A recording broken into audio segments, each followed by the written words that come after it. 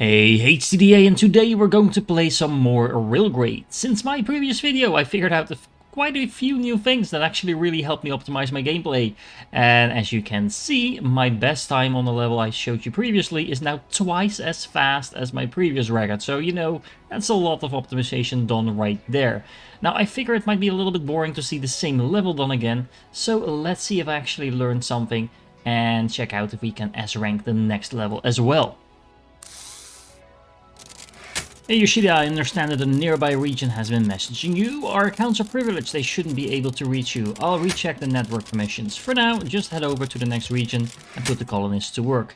Signable workers are key to running any higher tier industry above resource extraction. Every plant factory requires workers and you are in charge of assigning them. Often you will not have enough workers to fully staff all buildings, so it's your job to prioritize. Copper is a required input on this next region, but no one has built copper mines here yet. Please don't complain, making things work is your job. Alright, build the copper mines over the copper nodes. It should be simple enough for you. Yeah, I think we can manage that. That shouldn't be a problem. Okay, stretch thin, welcome administrator. A song of iron and coal. I like the reference. Let me know in the comments if you also understood that reference. Steel is a hard requirement for our appliances production plans. For your task, please fire production at the Haganaka licensed steel mill by supplying iron ore and coal to the steel mill. Okay, let's check everything out. Let's see. It's important to note that before you build a train, the timer doesn't actually start. So you can take your time looking around, kind of planning ahead. You can actually lay out some tracks and stations and stuff like that as well. All of that being done before the timer starts. As soon as you have your first trains driving, the timer will start. So at that point, you're just stuck with having to build a little bit at speed. But honestly, it's not that big of a problem because the most work is done initially. Now, we have a lot of planning to do. So we have a steel mill over here, which needs workers, which you don't actually have enough to completely utilize. We have a city over here, like we had in the previous level, which we can upgrade, we can grow it. But in order to do that, we're going to need to bring it one of these things. Well, we're actually going to be producing steel anyway, so that might be a thing. However, I think water is probably the best option because we have a water pump already here, so that's really convenient. So just, you can kind of see some hints on the floor as well. Just following these roads could probably be a pretty solid idea. We have an accountancy, a bank over here. We have a Zeppelin dock, so this is where we are going to need to export those appliances later on. We have an oil well, some more oil over here as well. I have a feeling that the game is trying to tell as well, maybe you should build an energy plant over here, because that's right next to the oil. We have a wire coiler over here, which is going to need copper. Now, the interesting thing is you can actually see which buildings are actually connected to the one you already have. So the yellow line indicates, well, you could transport the wire over here to the city to grow it, or you can supply it over here to the appliances plant, where it's going to be turned into something more valuable. The copper is right next door, so this needs copper, and the coal and iron is right next to the steel mill. So, I have my work cut out for me. It is worth noting, by the way, that you can actually see the second line as well. Let me show you that. So the blue ones are the inputs and the yellow ones are the outputs. Now, why is this useful for planning? That is because you do never want your tracks to cross. Well, not necessarily never, but you want to avoid having your trains collide. Well, they will actually collide, but if they get in each other's way, that will slow them down massively. I can't understate that enough, overstate that enough, I should say. Having tracks cross is a really bad thing. What's also a really bad thing is having trains go up and down slopes. They do not do very well on slopes, as you could imagine. So keeping your tracks as straight as possible in terms of verticality makes a lot of difference as well. So taking all of that into account, let's get some basic lines going. Alright, so here's the plan. I built a very simple straight road over here from the water pump to the city to make sure this grows from the water. Then I connect the iron and the coal to the steel mill over here. And as you can see, I actually have some verticality going on here because I didn't want these things to cross. I could have, of course, build around, but I do Want to keep things as straight as possible because turns and things like that do slow the trains down a little bit as well. This thing is supplying the steel to the appliances factory over here. And then we have two separate roads. One is an outgoing railway to the Zeppelin dock, so we can actually export the appliances once we make them. But in order to make them, we also need the coil, which is being made in these buildings over here. So this is going to be supplied from here to here. And then I built a copper mine, just one for the moment. And we can build a train on here. So all of this is done kind of in a minimalistic way. Why? Because things are very expensive. We have a limited amount of money. And I just want to make sure everything is actually working. Everything is being supplied to somewhere. Because that will actually make sure we're getting some income in return. And honestly, having a fully optimized supply to these factories is not going to matter anyway, because we don't have enough workers. So I spread the workers pretty much equally across the factories, focusing a little bit more on the steel mill. But what I'm hoping is that due to the water pump supplying the city, we'll get some more workers very soon. And we can start working on actually filling up these factories. Now it's worth keeping in mind once again that these are actually level 2 coal mines, level 2 iron mines, stuff like that. So these are actually going to produce quite a bit of resources. So we don't need too many tracks here. Just one large train driving up and down will be enough. On the other hand, the copper mine that I just built starts out at level 0, and upgrading this thing is really, really expensive. So if anything, copper is going to be our bottleneck. So I'm slightly worried about this steel thing, because we're probably going to be producing more steel than copper wire. And that is going to kind of mess up our appliances plan. So I think we really need to focus on upgrading any funds we have towards the copper mines over here. However, we also still need to build the trains, because as you can see, the timer hasn't started. So I'm going to add in trains to each of these stations. Now, what I'm going to do is that I found that having a single train, so let me show you. Having a single train, and especially one of the upgraded versions, the base one is really not worth it. Ideally, a workhorse. Why? Because it will allow you to bring more weight behind your train, and then one train cart with or at least one engine with 4 carts is typically ideal. Why? Because the water is being produced in multiples of 4, and pretty much every resource is being produced in multiples of 4. So this will just make sure that you have an optimal construction, and rather than making larger trains, having multiple smaller trains just makes for a better flow of resources, assuming those trains do not get in each other's way. So again, optimizing your tracks is really, really, really important. And with that, we're off to the races. Now, it is worth noting you can actually clone trains, which is really worthwhile. Not necessarily because we need water everywhere, but we can just replace that with this, press OK, and that makes it really easy to quickly add those in. The trains will actually recognize what type of stations are connected to your track, so that makes it really easy to just delete what you have, add in the new ones, and go like that. So then we need another one with steel. This is probably not going to carry 4 steel anytime soon, but the carts themselves barely cost anything.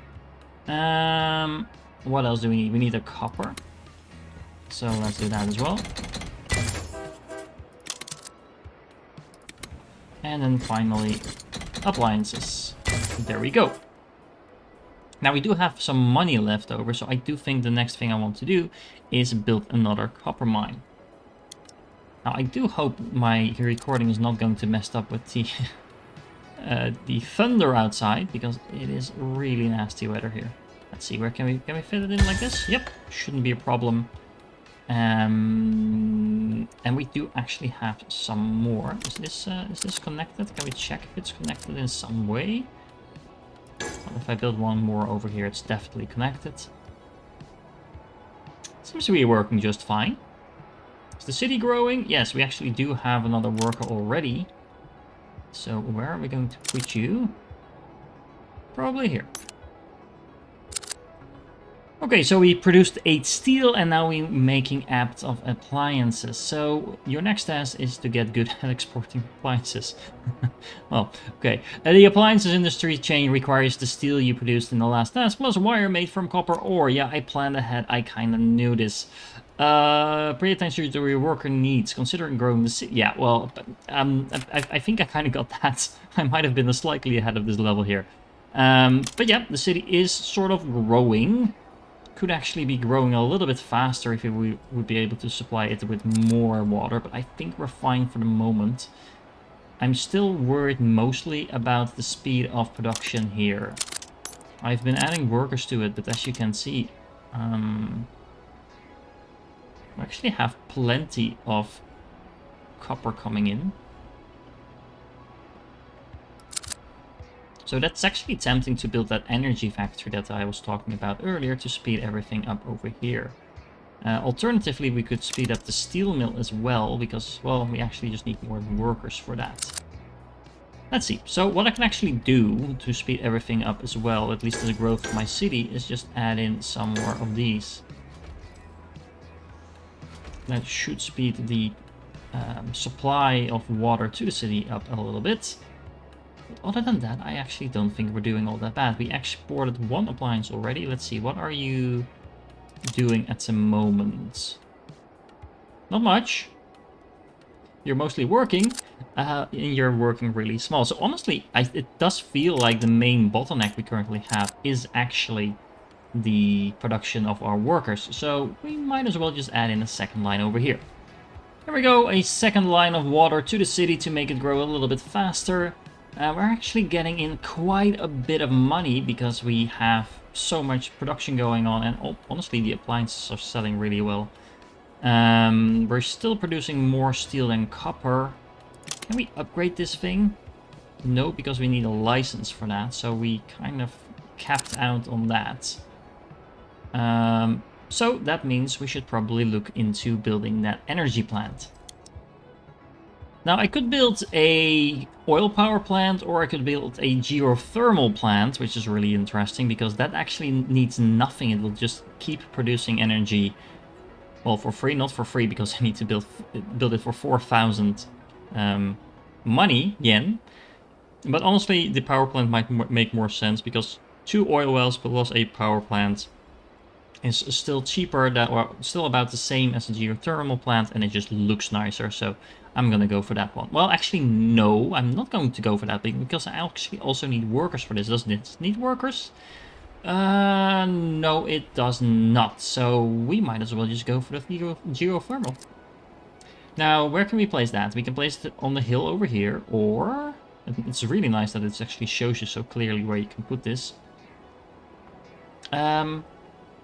Yeah, over here might be good. Now I actually don't have the money for that, but we can borrow some from the bank. There we go. We now have a geothermal plant up and running. We have a little train over here that's going to transport that energy to the wire coils over here. Now, honestly,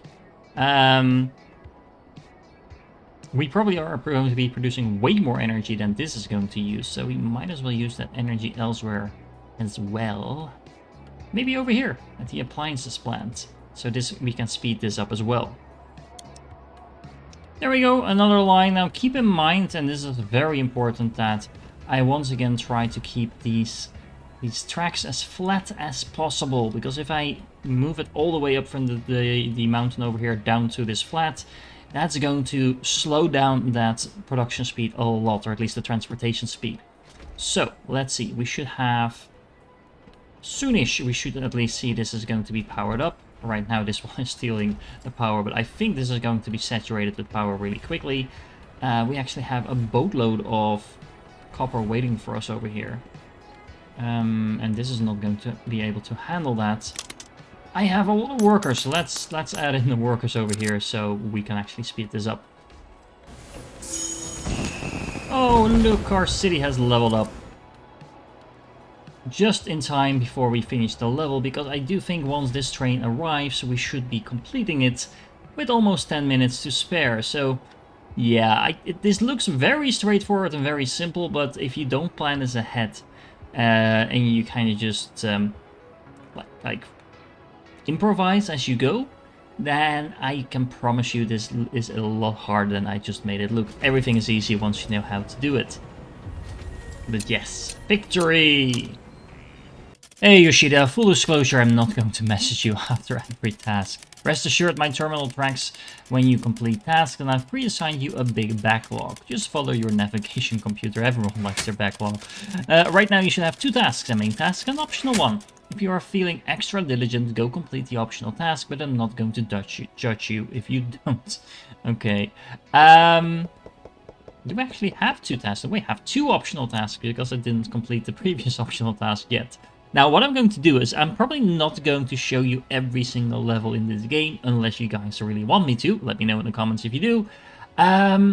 Why not? Because it's a lot more fun to figure it out for yourself. Now, the last level I showed you, we made a very good time, and honestly, it was a very straightforward mission. So what I'm going to do over the next week or so, I'm going to pick some of the more complicated missions and show you those in case you are not convinced yet that this is a fun game.